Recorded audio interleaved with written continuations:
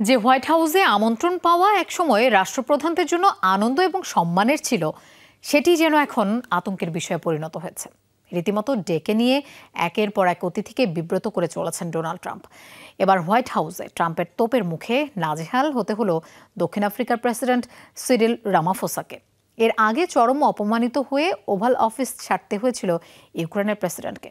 সম্প্রতি হোয়াইট হাউসের অভিজ্ঞতা সুখকর হয়নি কানাডার নবনির্বাচিত প্রধানমন্ত্রীরও।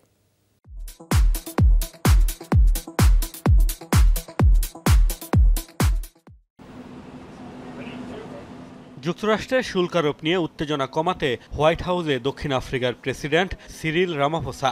ওভাল অফিসে মার্কিন যুক্তরাষ্ট্রের প্রেসিডেন্টের সাথে হাসিমুখে বৈঠক শুরু হলেও পরিস্থিতি বদলাতে সময় লাগেনি। ডোনাল্ড ট্রাম্পের আগ্রাসী অবস্থানে দুই রাষ্ট্রনেতার মুখোমুখি বৈঠকে তৈরি হয় বিব্রতকর পরিস্থিতি।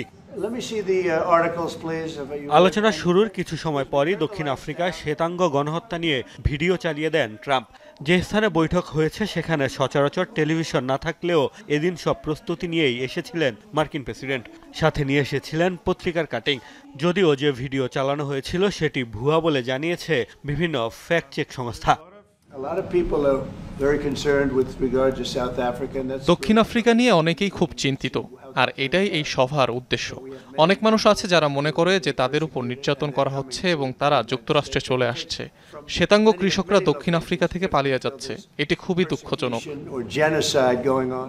ট্রাম্প একের পর এক বিস্ফোরক মন্তব্য করলেও বেশ শান্ত থেকেই পরিস্থিতি সামাল দিয়েছেন সিরিল রামাফোসা। অবশ্য কৌশলে কাতারে দেয়া বিলাসবহুল বিমান উপহার নিয়ে ট্রাম্পকে কটাক্ষ করেছেন এই রাষ্ট্রপ্রধান।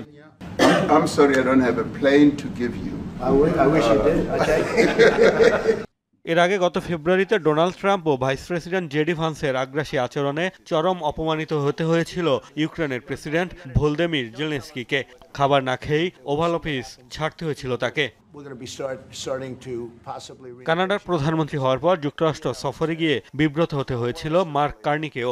তার সামনে সার্বভৌম ও স্বাধীন দেশ কানাডাকে যুক্তরাষ্ট্রের 51তম অঙ্গরাজ্য বানানোর আগ্রহ দেখান ট্রাম্প। খুব বেশি সৌহার্দ্যপূর্ণ হয়নি ভারতের প্রধানমন্ত্রী নরেন্দ্র মোদী এবং ট্রাম্পের বৈঠকও। মোস্তফা মাহমুদ, যমুনা নিউজ।